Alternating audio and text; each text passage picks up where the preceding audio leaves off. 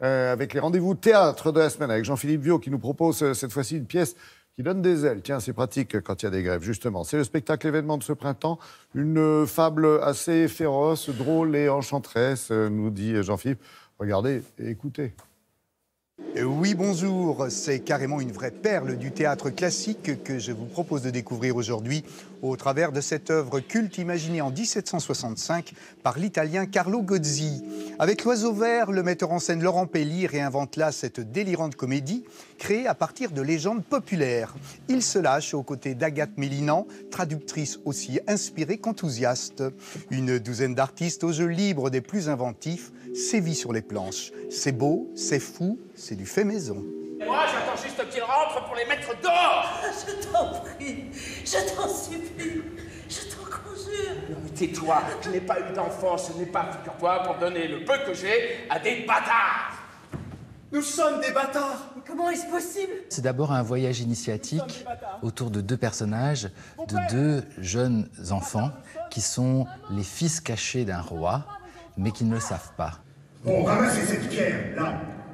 Rentrez à la ville et jetez-la devant le palais du roi. De pauvres, vous deviendrez riches. J'interprète Sméraldine, qui a donc recueilli ses deux petits-enfants qui ont failli être noyés, etc. Enfin voilà, c'est un conte. Et donc, un jour, ces enfants s'en vont pour ce parcours initiatique, en lui reprochant d'avoir fait tout ça pour eux, pour son bien à elle. Et ça, elle l'avale pas du tout. Un poète se doit d'avoir des désirs qui se distinguent. Ah, si je pouvais la pousser à faire un testament en ma faveur, je n'aurais perdu ni mon temps, ni mes intentions. Tout ça grâce à la poésie. Avec L'Oiseau Vert, Gozzi, l'auteur, défend l'imaginaire et le fantastique, tout comme Laurent Pelli, le metteur en scène. Au travers de lumières intimes, de costumes et décors impressionnants, le propos et l'âme du spectateur en deviennent ici sublimement magnifiés. Dis-moi ce qu'il fallait faire de cette usurpatrice. Ça suffit, vous la détestiez, la pauvre petite. Bref, je me tais, retirez-vous et ne me cassez plus les royales parties.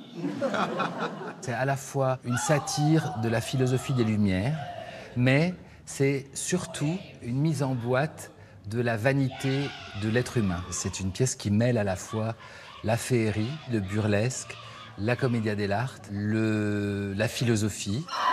Bon, je crève. C'est la punition du ciel. Oh merde!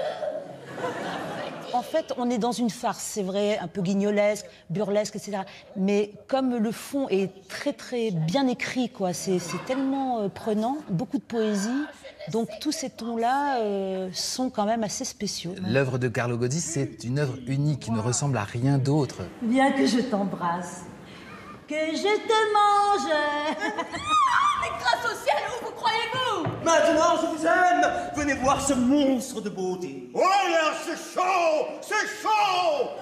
Entre les mains et l'imagination de Laurent Pelli, cette onirique fable universelle, à la fois noire, drôle et psychologique, est un fascinant joyau aux multiples facettes.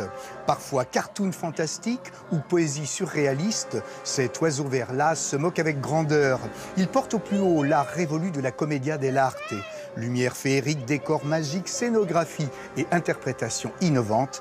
Tout est réuni ici pour faire de L'Oiseau Vert un spectacle réussi à aller applaudir au plus vite. Bon théâtre à tous, à très bientôt.